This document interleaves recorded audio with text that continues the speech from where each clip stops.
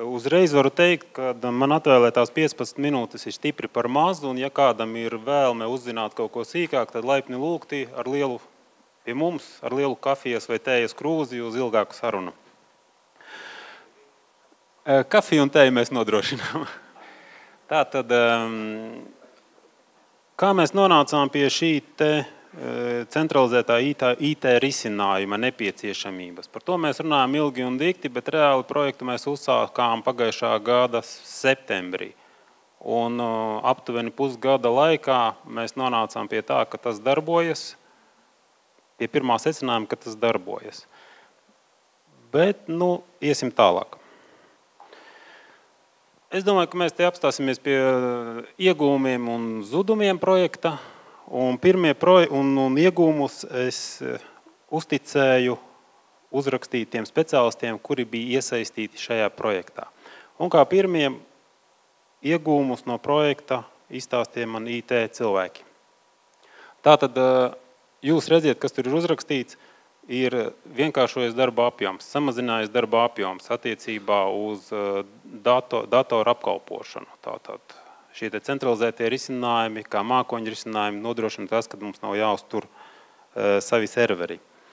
Otra lieta, ko uzsvēra IT cilvēki, ir šīs te atļauju sniegšanas. Jo jūs ziniet, ka pašvaldībās uz doto brīdi ir ļoti daudz datu sistēmu, kurās ir nepieciešams uzskaitīt un uzraudzīt šīs pieejas. ZZ Dats attiecīgi uz savām programmatūrām šādu uzskaiti zināmā mērā nodrošina, pieejas izskata, un cik tas ātri notiek, pāris dienas atpakaļ pēcpusdienā es pateicu, ka man ir nepieciešama papildināt pieeju, un otras dienas pusdienās man atnāca no ZZ Dats e-pasts, kur man tika norādīts, kādas man ir papildinātas pieejas. Grāmatveži. Grāmatveži bija viena no tām lietām, tiem speciālistiem, kuri bija visskeptiskākie par šo pasākumu un vienlaicīgi lielākie ieguvēji, jo pirmais un lielākais ieguvums ir konsolidācija, atskaišu samazinājums. Aptuveni paskaitījām, ņemot vērā, ka mums bija 15 atsevišķas iestādes, kas veda grāmatvedību, tanī brīdī, kad mēs nocentralizējam šo atskaišu skaitu samazinājās, jūs redziet, aptuveni no 1500 uz 125. Protams, ieviešanas periodā šis darbs bija jāizdara janvāra, februāra mēnešos par 2 gadiem. Tas ir nenoliedzami. Slodze grāmatvežiem pie šī projekta ieviešanas ir milzīga, bet tad, kad to izdara, tad viss ir ļoti skaisti. Unificēta pieeja visiem jautājumiem, manuprāt, tas mūsdienās ir svarīgi, ņemot vērā, kad mums par mūsu galvu karājas valsts kontroles, Kanāba un citu uzraugošo institūciju zobeni, kuri nepārtraukti uzrauga, lai mēs rīkotos lietderīgi, pareizi un likumam atbilstoši. Ja ir vairāk, ir vairākas grāmatvedības uzskaites, tad ir pastāv risks, ka kaut kādā brīdī kāds grāmatvedis būs vai uzņēmuma vai iestādes vadītājs būs sapratis kaut ko pa savam un izdarīs pa savam, bet ņemot vērā, kad mēs esam visi pašvaldība kā viena, tāpat mums būs jāatbild par to. Administratīvo darbību samazinājums. Tas ir arī viens bankas konti samazinās. Tātad katra iestāde nolikvidē bankas kontu, kas pieņem Svetbankai kā šī pasākuma līdzautoram varētu arī mazliet nepatikt. Bet kontu skaits samazinās banku pārskaitījumu skaits, samazinās dokumentu aprite, kas ir nepieciešama, jo katra no 15 iestādēm rakstīja pieteikumu uz finansējumu, tad to pieteikumu vīzē, tad viņu grāmatveži apstrādāja, finansējumu aizskaitīja iestādēm. Tā visā vairs nav. Tās ir visas liekās darbības. Un, protams, sistēma savietojamība tanī brīdī, kad jūs kaut kur ievadat sākotnēji šos te datus, tad viņi, ja viņi ir salīdzināmi, viņi aiziet uz citām sistēmām. Finanšu speciālisti. Finanšu speciālistiem patīk viena lieta, kad viņi uzreiz redz faktu ar plānu kopā. Un tas nozīmē, ka, kad es vai politiskā vadība paprasa atskaiti, tad viņi zināmā mērā uzreiz var pateikt, cik tās naudas konkrētajā brīdī ir. Protams, pastāv vēl kaut kādas mazas iespēja, ka kaut kur ceļā ir kādi rēķini vai nav apmaksāti, bet lielos blokos tā informācija ir aktuāla.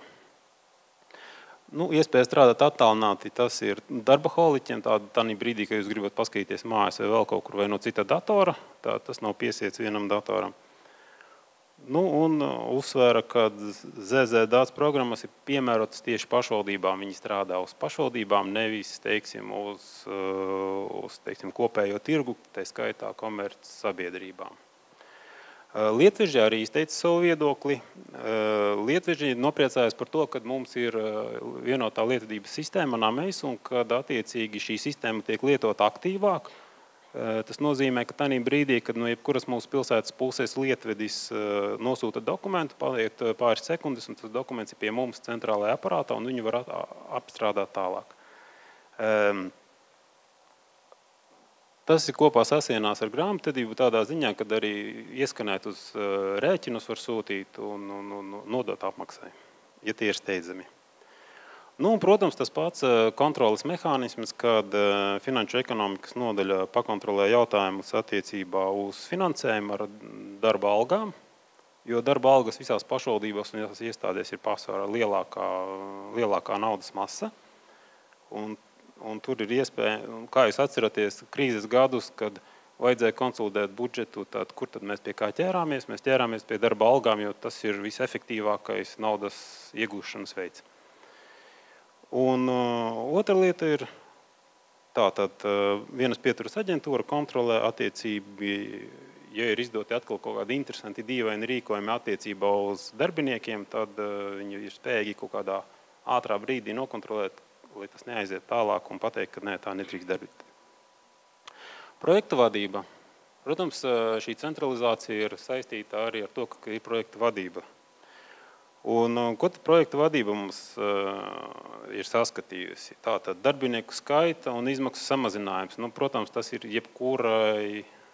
būtisks nosacījums pie jebkuras darba optimizācijas. Akumulēti finanšu resursi. Tas ir tas pats par finansējumu, ko jau mēs runājam. Tanī brīdī, kad iestādes pieprasa finansējumu, mēs īsti nezinām viņu kontu atlikumus, un bieži vien gadījās, kad uz gada beigām viņiem ir pārdesmit tūkstoši latu vai eiro, kuri stāv un vienkārši tanī brīdī principā neliederīgi tur stāv un atrodas. Ko es gribētu uzsvērt, kas man patīk ļoti arī kā pašvaldības klientam, jo es diezgan daudz lietoju pašvaldības pakalpojumus, ko sniedz izglītībā. Tas ir postterminālis, jo šajā brīdī es saprotu, ka par to vēl runās nākošie runātāji, bet es varu tikai ieminēties tas, ka ņemot vērā, ka es biju vienlaicīgi gan ieviesējs no paša laika sākuma, gan arī lietotājs, tad ja jums nav ZZ Dats vai valsts kases postterminālis, tad jūs ļoti labi saprotat, kādas tās mocības ir grāmatvedības uzskaitē un arī klientiem. Uz doto brīdi es aizēju, pieņemsim, pie mūsu klientu apkalpošanas speciālista, pasaku savu personas kodu un pasaku, ka es gribu samaksāt, un viņš man uzreiz iedod visus manus parādus pašvaldībai. Un tad es varu izvēlēties, ko es maksāju, ko es nemaksāju. Un attiecīgi grāmatvedība arī tas ļoti labi grāmatojas. 2015. gada izmaksu samazinājums šī projekta rezultātā ir 51 000 eiro. Tas ir tikai algas. Tur nav rēķināti šie te lieko darbību. Tas nav rēķināts mans darbs, kurš samazinās pie lieko dokumentu vīzēšanas, lietvežu darbs, kas samazinās pie lieto dokumentu aprites, grāmatvežu liekais darbs. Tas tur nav ierēķināts. Tas ir tīrā nauda, ko mēs varam uzreiz paņemt no šiem te algu samazinājumu, štatu samazinājumu. Un, protams, tas ir tas princips pie centralizācijas, kad nedublējas darbības. Tātad, ja mums kādreiz bija, kad bērnu dārzi no sākumā uzskaitīja atsevišķi šos te apmeklējumus un pēc tam deva uz centrālu aparātu, lai šos te pārvadītu vēlreiz. Tātad sanāca, kad viens dara lieku darbu. Un šajā gadījumā atbrīvojas atkal pašvaldībai resursi, lai nodarbinātu šo te cilvēku liederīgāk, kas ir diezgan būtiski.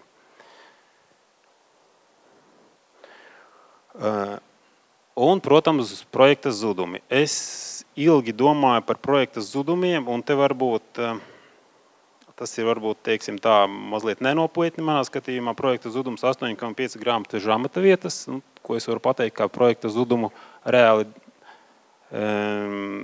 papildus darbs centrālajai administrācijai. Jebkurā gadījumā tā dokumentu plūsma lielāka kļuva uz centrālās administrācijas iestādi. Tas nozīmē, ka finansistiem ir mazliet jāpārkārto savus darbus. Vienas pieturas aģentūrai, kas mums ir lietvedība un darbs ar klientiem, ir jāpārkārto savus darbus. Kaut kādā brīdī juristiem bija grūtāk, jo visas iestādes nāca pēc kārtas un konsultējās jautājumos, kuriem teorētiski viņi paši varēja izlemt, bet tas teiksim, pārmaiņu brīdis ir tāds, ka, protams, ir nepieciešams atbalsts un centrāla administrācijas jebkura nodaļa nodrošinā šo te konsultāciju, nevienu nedzina projām. Un līdz ar ko tas darbs, teiksim, papildus darbs radās. Lēnāka dokumentu aprite, ko man nosauca grāmatveži, un tad es viņai jautāju, cik ilgā laikā mēs apmaksājam rēķinus. Ja viss iet savu gaitu, ja nav nekāda aizķeršanos. Viņa nosauca 2 dienas. Tad ir jautājums, kurā vietā ir lēnāka dokumentu aprite, protams. Tas ir iespējams, ka šajā brīdī mēs mēģinām atrast vēl kaut kādus trūkumus, uz pabērt pelnu sev uz galvas, bet katrā gadījumā ir temats, lai diskutētu par vēl labākiem uzlabojumiem. Būtisks jautājums. Kas ir nepieciešams, lai šādu projektu realizētu? Es varu pateikt tikai vienu, tie ir nepieciešami cilvēku resursi. Ja nebūs cilvēki, kuri šo projektu realizēs, nekas nesanāks. Tur var iegrūst vienalga cik daudz naudas, vienalga ko, nekas nesanāks. Pirmkārt, un svarīgākais, tas ir politiskais atbalsts, jo pie jebkura šī tik lielām reorganizācijām, agri vai vēlu kāds, jūs ziniet, aizskries pie politiķiem, pasūdzēsies, un tad ir politiķu spiediens uz administrāciju, un tad, ja administrācija nošūpojas, tad ir visi sanācis, projekts ir norakts. Nav man jums jāstāst. Ja? Līdz ar ko politiskais atbalsts, kurš saka, ka jā, mēs to ceļu ejam, ja jums ir kaut kādi jautājumi, lūdzu pie administrācijas vadītāja, šajā gadījumā pie izpilddirektora. Izpilddirektora atbalsts, ja ir izpilddirektora atbalsts, tāda attiecīgi ejam leju, nav nekās jēgas iet pie izpilddirektora, jo viņš var uzklausīt, bet projekts iet uz priekšu. Projekta vadītājs un no šejienes uz leju iet reāli cilvēki, kuri veic to melno darbu. Tātad projekta vadītājs, kurš nepārtraukti uzrauga šo te pasākumu, šo te projektu centralizāciju, jo centralizācijā ir iesaistīti gan grāmatveži, gan finansiski, gan lietveži, gan juristi, gan IT cilvēki. Un šie te visi cilvēki ir jāuzrauga, viņi ir jāmotivē un viņiem ir jānorāda skaidrs mērķis, uz kurien iet. Ja tā visa nav, nekas nesanāks. Lielākiem burtiem es mēģinu uzsvērt tos svarīgākos. Lielākiem burtiem esmu, manuprāt, izcēlis tos, bez kuriem vispār nav iespējams nekāda šāda veida projekti. Tas ir cilvēki, kas var un grib uzlabot darbu.